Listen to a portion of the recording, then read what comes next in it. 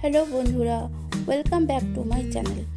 আজ আমি বানাবো চিকেন পকোড়া, সেটাই আসলাম তোমাদের সাথে শেয়ার করতে।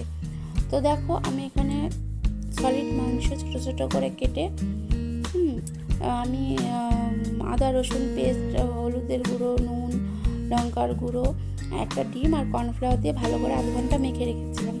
মেখে রাখার পরে কড়াইতে তেল গরম করে পকোড়াগুলো দিয়ে আমি ভালো করে লাল লাল করে ভেজে নেব।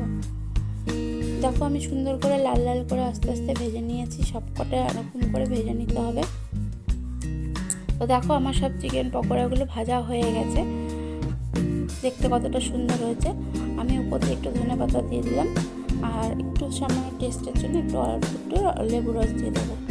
তো এই চিকেন পকোড়া রেসিপি তোমাদের কাছে কেমন লাগলো অবশ্যই জানাবে, আর আমার চ্যানেলটাকে সাবস্ক্রাইব করে আমার পাশে থাকবে। তো আজকের মতন এখানেই, আবার নিয়ে আসবো অন্য